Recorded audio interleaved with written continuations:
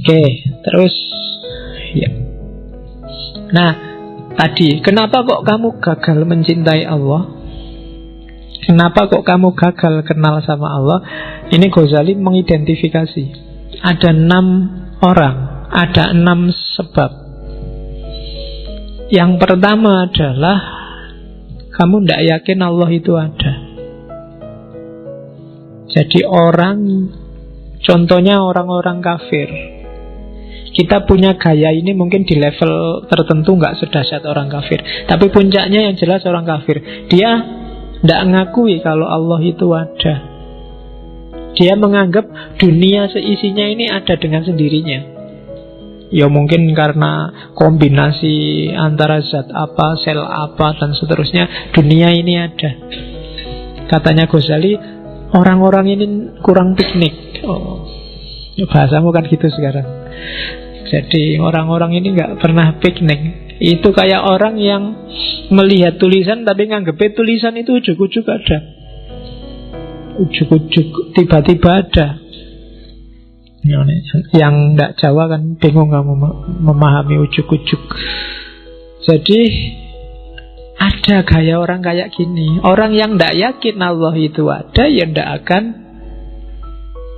mengenal Allah. Kita kadang-kadang gitu kan, keyakinan kita, Allah kan sering bilang ana inda dzanni abdi. Kalau kamu anggap Allah itu A, ya A itulah keberadaan Allah. Kayak kamu berdoa kan, kamu kan doa dikabulkan katanya Allah kan ya sesuai keyakinanmu. Misalnya saya itu bodoh Pak, sejak dulu IP tidak pernah lebih dari 2. Ya berdoa aja supaya IP-mu 4. Tidak mungkin Pak. Ya itu hasilnya itu. Keyakinanmu tidak mungkin, ya tidak mungkin memang. Jadi Allah inda dzanni abdi. Pak, wajah saya kayak gini, apa ya bisa dapat yang cakep besok? Tidak mungkin Pak. Ya meskipun kamu berdoa sementara kamu merasa tidak mungkin, yes, sejumlah itulah Allah masuk dalam doamu. Saya anaknya orang miskin ya Pak, apa bisa kaya? Ya. Nah kamu berdoa kaya tiap hari ya siapa tahu. Tapi kamu nggak mungkin, ya sudah enggak. Allah intervensi sejauh keyakinanmu. Jadi kamu tidak akan kenal Allah kalau kamu memang nggak ingin kenal. Mungkin kamu merasa lebih penting kenal Rhoma Irama, Ahmad Dhani, Ahok, atau SBY atau Jokowi. Buktinya kalau ketemu salaman, kamu masukkan Facebook, kamu masukkan WA, habis salaman sama tokoh A, jejer sama tokoh B, kan gitu kamu tiap hari. Tapi kan kamu nggak terlalu wow kalau sedang wah ini aku baru kenalan sama Allah, nggak ada. Bahkan mungkin nggak pernah ada yang bikin status begitu. Ya, kalau ada mungkin kamu langsung dibully bareng-bareng sama teman-temanmu. Dianggap Islam anyaran. Wah, Islam anyaran sih, kayak ngerti kalau ada Allah. Padahal yang bilang gitu mungkin dia juga belum kenal sama Allah. Beda loh, ngerti sama kenal. Kamu bisa merasakan bedanya. Orang yang kenal sama Allah, nanti di atas itu ada orang yang dekat. Makanya orang Islam disuruh muqarabah. Ada orang yang dekat, ada orang yang hanya tahu. Hanya tahu itu dari jauh. Mungkin kamu lihat TV, mungkin kenalmu sama Allah hari ini masih baru hanya tahu. Kalau kamu hanya tahu, Allah juga hanya tahu kamu ada. Kan Allah tergantung caramu mendekati Dia. Ada yang sudah kenal. Sudah kenal itu ya mungkin pernah salaman, pernah akrab, tapi terus ditinggal lagi. Ada yang dekat, ada yang akrab, ada yang sampai kawin. Nah, levelmu sama Allah ya silahkan kamu cermati, ada di level apa. Kalau dekat itu kan enak. Makanya kan kemarin ada status di Facebook itu, sholat nggak pernah, puasa nggak pernah, zakat nggak pernah, kok cita-citanya masuk surga. Emangnya punya kenalan orang dalam? Nah, orang dalam yang paling posisinya paling penting itu Allah. Dan Allah sejak lama sudah membuka diri, kenalilah aku. Ya kan, dekatlah padaku. Allah sudah teriak-teriak sejak dulu begitu. Ini kamu cuekin aja. Kamu baru nangis-nangis mendekat kalau pas butuh. Itu pun setengah gak yakin. Setengah gak yakin kan, ya Allah pacarku dikawin orang, apa ya bisa. Karena orang ngeluh gitu. Tapi kamu sebenarnya sedang gak yakin, apa ya bisa dia kembali lagi padaku, wong wis dikawin wong. Loh, kalau Allah mau apa susahnya? Kan ku tunggu jandamu. Loh, neng dungane aja ngono lho ya. Oke. Terus sejumlah orang, ada juga orang yang tidak percaya akhirat. Ini juga orang yang susah untuk dia kenal, apalagi cinta sama Allah. Biasanya orang-orang materialistik. Katanya Ghazali, orang-orang ini menganggap diri mereka tidak lebih baik dari hewan atau sayuran. Mereka menganggap diri mereka musnah begitu saja. Kalau mati ya wis entek ceritane. Ada orang yang begitu. Dan yang kayak gini ya tidak mungkin kenal Allah. Seandainya kenal ya tidak ke Allah yang sejati, tapi Allah sesuai kepentingannya. Yang ketiga, ada Allah yang dia kenal, cuma dia sakarepe dhewe. Itu orang yang bilang Allah itu tidak butuh kita, tidak butuh sholat kita, tidak butuh puasa kita. Apa sih gunanya puasa kita yang kayak gitu ke Allah, sholat kita yang kayak gitu ke Allah? Sudahlah, biar aja, tidak usah. Yo percaya Allah tapi nggak pakai ibadah-ibadahan lah. Allah emang butuh itu. Yang kayak gini juga tidak akan kenal, tidak akan sampai pada Allah. Jadi ibadah itu, sholat, puasa, zakat, itu katanya Ghazali kayak dokter. Allah nyuruh kita sholat, zakat, puasa, kayak dokter ngasih kita resep. Ya bisa sih kita cuek aja, resep ya resep. Emangnya kalau nggak tak tebus, nggak tak beli, mau apa dokternya? Ya dokternya katanya Ghazali ya memang nggak ngapa-ngapain, cuma yang rugi kamu nggak jadi sembuh. Sakitmu permanen, cepet mati. Loh iya kan, kalau kamu nggak manut sama dokter kan itu. Dokter sudah teriak-teriak bilang, ojo ngerokok. Contohnya rokoknya mengkerutis. Itu hati-hati jantungmu misalnya. Alah, sejak dulu ngerokok juga ndak apa-apa. Terserah dokter mau ngomong apa. Ya dokternya nggak kena efek apa-apa. Ya yang batuk juga kamu, bukan dokternya. Yang merokok membunuhmu itu kan, di covernya rokok itu ya dirimu, bukan yang lain. Nah itu analoginya Ghazali. Oke, makanya kalau merokok yang ikhlas. Ya, jadi maksudnya ikhlas, ya Allah apapun dampaknya aku ikhlas. Biar nggak jadi pikiran. Oke, terus ada kelompok keempat. Ini biasanya kadang-kadang dipakai pada kelompok liberal yang agak ekstrim. Jadi dia bilang, biasanya alasannya HAM atau kemanusiaan. Ya kan? Misalnya itu kan, masa syariat nyuruh kita menahan amarah, nahan syahwat, nahan munafik. Loh, syahwat itu kan alami, amarah itu kan natural. Boleh dong orang marah. Seks itu kan dorongan alamiah. Kalau aku suka, dia suka, tidak ganggu orang lain, ngapain yang lain cerewet? Itu kan mikirnya alamiah kok. Nah, cara mikir kayak gini, katanya Ghazali, dia sebenarnya sama, kurang piknik. Jadi mikirnya setengah-setengah.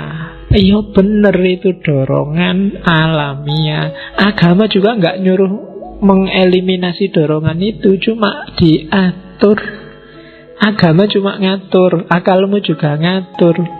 Biar apa? Hidupmu semakin berkualitas, hidup ini nggak kacau. Kalau kamu seks bebas, sak bebas-bebas, rusak hidupmu. Tiap kali ketemu perempuan, ayo, oke, kamu juga oke, aku oke, ayo. Kalau ngono, iya, rusak hidupmu. Nanti nggak peduli siapa dia, yang penting gelem. Jadi kacau. Makan juga begitu. Bukan berarti yo alami sih makan, natural aja makan, tapi ya diatur. Nabi nyuruh jangan sampai terlalu kenyang. Kemudian macam-macam. Wala tusrifu, jangan makan A, jangan makan B.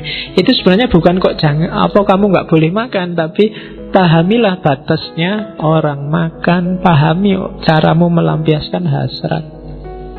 Bukan berarti nggak boleh itu, tapi kamu harus sah dulu, kawin dulu, biar jelas aturan mainnya. Ya kayak orang sepak bola itu harus ngerti batas pinggir lapangannya mana. Kalau enggak nanti sampai di luar stadion masih sepak bola. Lah kan tidak ada gunanya. Atau sudah di-bridge sama wasitnya, pertandingan berakhir kamu masih asik di situ, ya tidak ada gunanya. Jadi agama itu ngasih kita batas. Jadi biar kita ngerti batasnya. Yo alamiah iya, cuma agama ngasih kita petunjuk melampiaskan yang alami itu apa. Kalau cara mikirmu kayak gitu, katanya Ghazali, ya tidak akan kenal Allah. Terus yang kelima, orang-orang yang permisif. Tiap ada apa-apa, tenang aja, Allah Maha Pengampun, Allah Maha Penyayang. Dosa dikit-dikit besok tobat. Kita wudhu atau dosanya rontok misalnya. Ya, bukan berarti ideologi kayak gitu keliru, tapi kalau gayamu kayak gini, kamu tidak akan bisa kenal Allah. Itu kamu seolah-olah meremehkan, seolah-olah nganggep tenang aja lah, kayak dosa ini gampang, orang tuaku itu mudah memaafkan. Orang kayak gini kan biasanya menjebakmu sendiri. Sama Allah juga begitu. Maksiat dikit-dikit, tenang aja, Allah Maha Pengampun. Agak besar dikit, ampunannya Allah lebih luas daripada dosa kita. Meremehkan. Nah itu juga trouble. Kalau mentalmu mental gini, ya tidak akan kenal Allah yang sejati. Yang keenam, ini kebalikan 5 yang atas. Orang-orang yang sok soleh. Ini juga trouble. Merasa dirinya suci. Wah, kalau saya sudah bebas dari dosa, dunia tidak bisa lagi nggoda aku. Nah, itu juga katanya Ghazali bahaya. Jadi tak bacakan aja ya. Kalimatnya agak nyelekit kalau bagian ini. Jadi orang yang ngaku mencapai tingkat kesucian tertentu sehingga merasa dia tidak bisa dipengaruhi oleh dosa. Katanya Ghazali, namun kenyataannya saat orang lain memperlakukan mereka secara tidak hormat saja, mereka akan dendam bertahun-tahun. Terus jika ada di antara mereka yang tidak mendapatkan sebutir makanan yang menurutnya adalah haknya, maka seluruh dunia rasanya sempit ya, dan gelap. Pokoknya nesu-nesu, merasa haknya dirampok. Katanya Ghazali, mereka ini, para mistikus palsu ini, kadang-kadang berpura-pura tenggelam dalam samudra ketakjuban. Tetapi jika kau tanyakan pada mereka apa yang mereka takjubkan, mereka tidak mengetahuinya. Jadi tiap hari dia merasa, wow, luar biasa Allah itu, luar biasa. Tapi dia wow-nya yang luar biasa. Kalau ditanyain yang diwaukan itu apa sih, tidak tahu. Pokoknya wow aja. Itu juga trouble katanya Ghazali. Ya tidak kenal Allah kalau ya gitu. Kalau bahasa hari ini mungkin lebay. Lebay Allah nggak segitunya kok. Nggak usah kaget kayak baru kenal Allah kemarin. Sudah lama kita kenal Allah, sudah ngerti kita dengan segala kebesarannya. Jadi ketakjuban-ketakjubanmu simpanlah, tidak perlu lebay, karena kuncinya adalah kenalilah Allah. Kalimat yang terakhir itu Ghazali mau bilang, apapun keadaannya, kita adalah hamba dan Allah adalah majikan kita yang maha kuasa. Ini sebenarnya mau ngeritik orang-orang sufi yang berlebihan sampai ke level bahwa manusia dan Tuhan bersatu. Ini juga tidak akan kenal Allah. Kalau jadi satu ya selesai. Kenal itu kan, ini aku, itu kamu, kenalilah aku kenal dirimu. Itu kan kenal namanya. Makrifat itu aku tahu tentang kamu, sesuatu di luar diri kita. Kalau sufi yang agak berlebihan, tasawuf, wahdatul wujud, itikat, hulul, itu bisa menjebak orang bahwa manusia sama dengan Tuhan. Maka di kalimat terakhir Ghazali menegaskan, ketahuilah, ingatlah bahwa yang maha kuasa yang menciptakan, dan kita adalah hamba yang diciptakan. Jadi sederhananya begitu. Tugas kita kenal, paling puncak adalah ma'rifat. Bukan melenyapkan diri kita atau menganggap kita nggak ada, yang ada hanya Allah, atau apalagi kitalah Allah itu. Berarti tidak butuh kenal kalau hakikatnya sama. Oke, itu yang menghalangi orang dari bahagia karena tidak kenal Allah. Kalau orang punya 6 karakter ini, dia tidak akan kenal Allah. Orang yang tidak kenal Allah tidak akan nyampe pada kebahagiaan yang sejati.